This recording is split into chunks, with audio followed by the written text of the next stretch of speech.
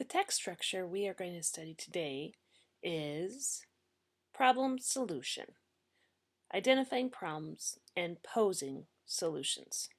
Now this can be a very complicated thing to look at, partially because it's very complicated to think through. Problems can be defined in many ways. There are nuances of differences, many different routes to problems, and then the solutions are varied. There are so many different variables involved in any potential solution. So this becomes a problem.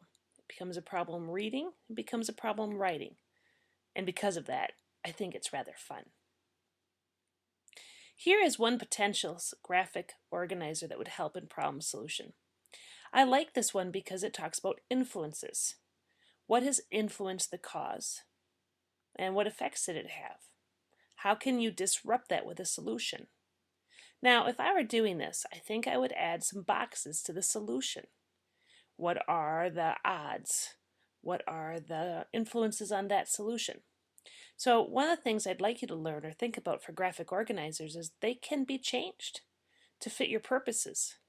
A lot of times they are just there to help you think through information either as a reader or as a writer. Here's a totally different graphic organizer for problem solution. I like this one because it has labels, who, what, why, as far as the problem, and then it goes through solutions.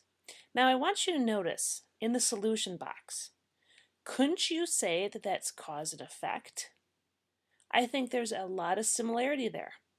That's one of the difficulties with problem and solution, is it almost always brings in some of the other text structures in order to pull it off. This, though, is a graphic organizer that will likely help you organize and place your thoughts. Here is an additional graphic organizer. Notice how all three of them have some similarities, potential problems, solutions, and all of them also seem to have some nuances of differences, the influences that might change things. I like this one. What's the problem? What do you want to have happen? And then how might you get there? What was your final decision and why was it so? This is a great graphic organizer for simply thinking.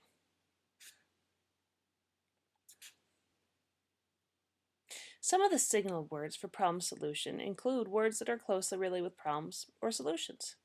So this might be, the problem is, the difficulty is, the question is, therefore, because, if then, as in, if the cat jumps, then it will be broken. One reason is, one answer is, a solution is, one possibility is, so that, or solves. Now if you take a look at the top left, those are all words about problems. If you take a look at the top right, those are all, for the most part, solution words. On the bottom tends to be some of the other connectives that are dealing with logic. There are many different key questions when it comes to problem solution.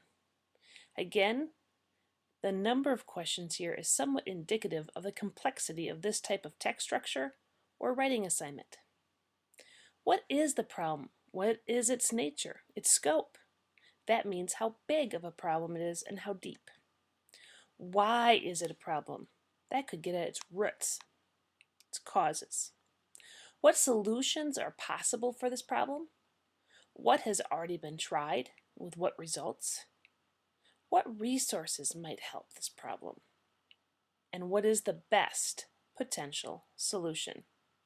Notice that that last one gets into criticism, evaluation, and judging. Again, a higher order thinking skill. Problem solution tends to be a higher order text frame because of its complexity. Good luck with it. It can be fun.